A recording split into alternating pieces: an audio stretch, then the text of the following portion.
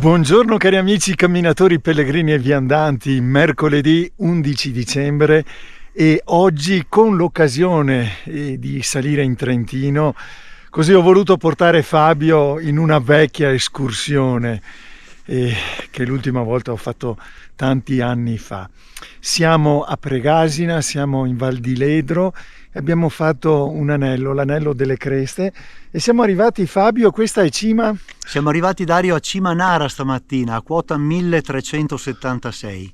In effetti mi hai fatto veramente una grande sorpresa, perché vedere il lago di Garda nel suo sviluppo dal nord è una cosa a una quota insomma, ecco, semplice, è bellissimo, meraviglioso, Bellissimo, sì. proprio. È un balcone panoramico sul Garda da nord a sud meraviglioso.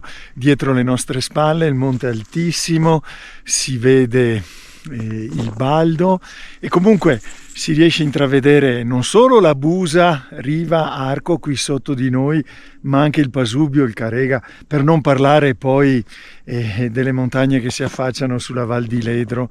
Davvero un balcone panoramico. Non abbiamo trovato tanta neve nonostante la nevicata dell'altro giorno, comunque è fattibilissima, ecco, con un paio di ramponcini. E come sempre un anello di grande soddisfazione, come avete visto dalle immagini.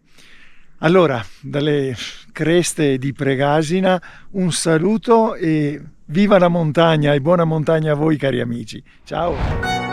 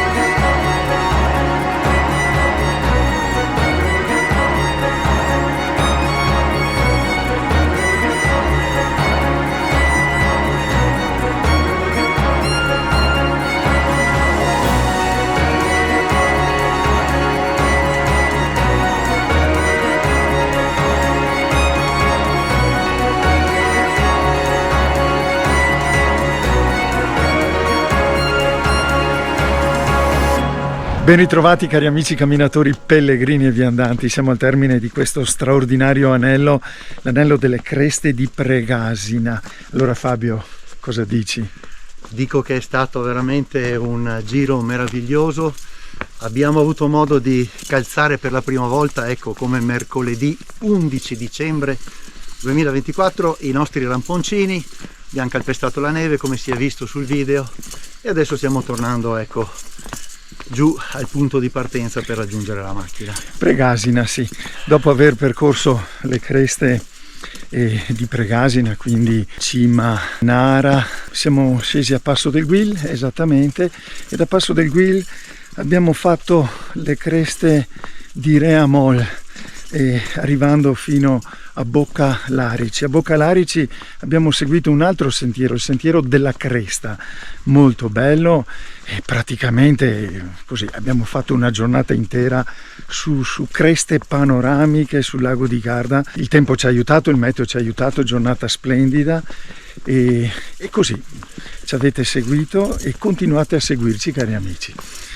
Buona montagna a tutti. Ciao, alla seguiteci. prossima, alla Ciao, prossima. ciao.